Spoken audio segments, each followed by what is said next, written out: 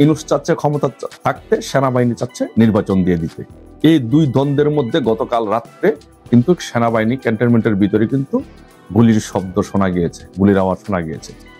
এবং যারা এটিকে বলছেন পদত্যাগ, পিছনে নানান কারণ থাকতে পারে, আমি বলবো এটি পলায়ন।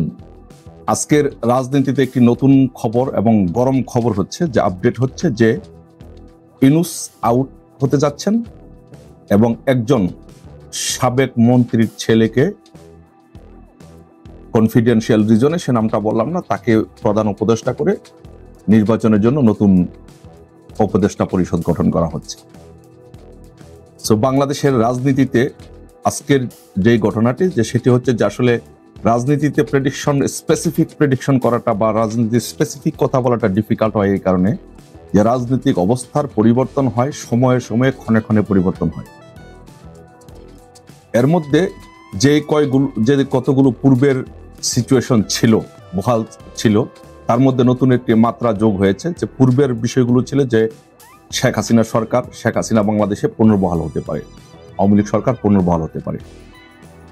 এটা একটা খুব জোরালো একটা অপশন। তারপরে যদি এই অপশন কাজ না করে, তারপরে নির্বাচন হতে পারে অথবা ইউনূস হটা আন্দোলন হতে পারে। এই অপশনগুলো ছিল। তার মধ্যে নতুন একটি মাত্রা যোগ হয়েছে গতকালকে থেকে, যে আলোচনা হচ্ছে ক্যান্টনমেন্টে, যে সেনাবাহিনী বেসিক্যালি চাচ্ছে যে নির্বাচন দিয়ে বের হয়ে যেতে, তারা সেই দায়টা নিতে চাচ্ছে না। সেই জন্য তারা ইউনূস যেহেতু নতুন এই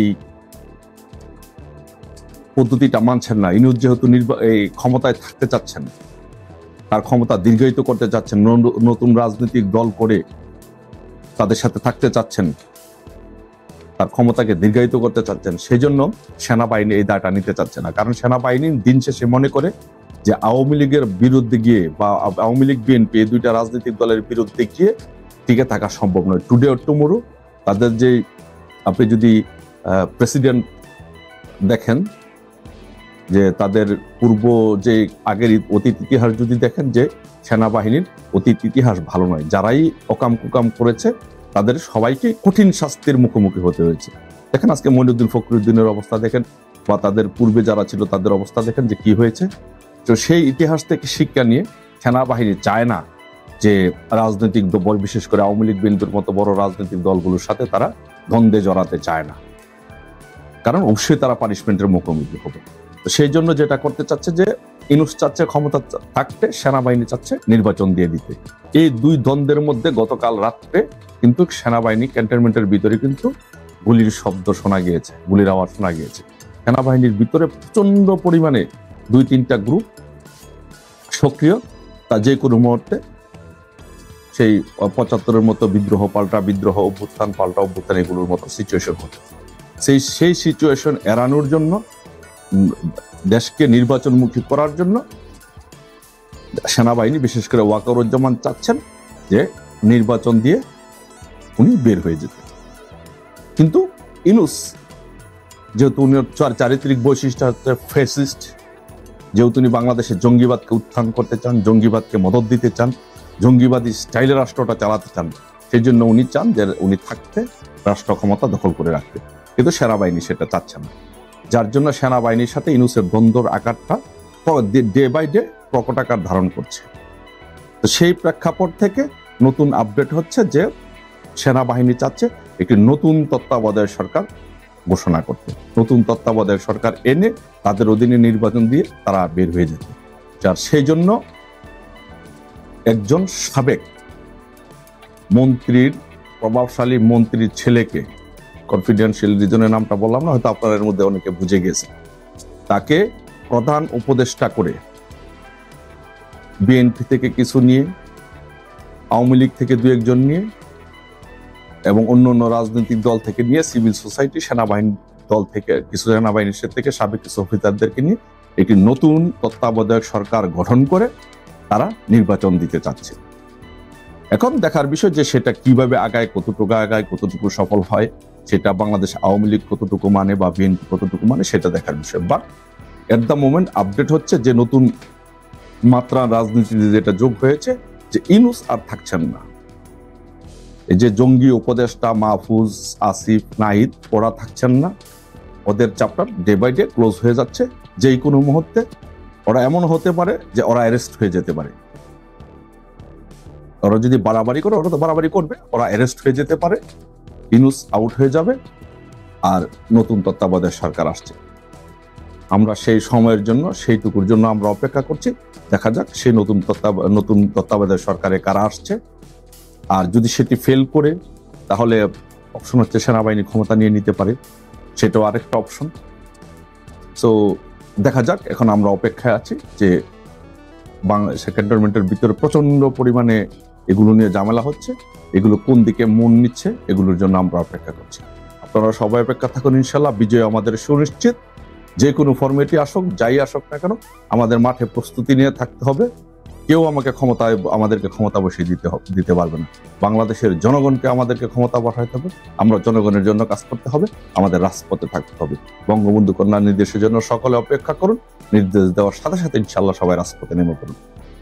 ছাত্র সমন্বয়কদের অন্যতম সার্জিস আলম জুলাই ফাউন্ডেশন থেকে পদত্যাগ করেছেন। কেন পদত্যাগ করেছেন, এর পিছনের কারণ কি, কি রহস্যের পিছনে নানান ধরনের আলোচনা চলছে, সমালোচনা চলছে। সার্জিস আলম একজন ব্যক্তি, তাকে নিয়ে এত বেশি গুরুত্ব দিয়ে আলোচনার কিছু নেই, কিন্তু যখন তারা বাংলাদেশের সবকিছু ওলট পালট করে দিতে চাইছে, পুরো বাংলাদেশকেই বদলে দিতে চাইছে, তখন একজন সার্জিস আলমকে নিয়ে অবশ্যই আলোচনার কিছু রয়েছে। এবং যারা এটিকে বলছেন পদত্যাগ, পিছনে নানান কারণ থাকতে পারে। আমি বলবো এটি পলায়ন, স্পষ্টত পলায়ন। অনেকে মনে করছেন পালিয়ে কোথায় গেলেন, না, তিনি আছেন, তবে এরকম পালানো অনেকেরই লাগতে পারে। এই কথাগুলো আমরা বলছি আশাহতর জায়গা থেকে, আমাদের আশাভঙ্গের জায়গা থেকে। এখন সার্জিস আলম তার পদত্যাগ পত্রে যে কারণগুলোর কথা উল্লেখ করেছেন, সেগুলো যে প্রতারণা, মিথ্যাবাদিতার আশ্রয় নেওয়া, সেটিও স্পষ্ট হয়ে উঠেছে। জুলাই ফাউন্ডেশন গঠন হওয়ার পর থেকে নানান ধরনের অভিযোগ তো ছিলই। এই গণ অভ্যুত্থানে যাদেরকে তারা শহীদ বলছেন, 5 আগস্টের গণ অভ্যুত্থানে, সেই শহীদদের সবার নাম না উঠাতে না পারা,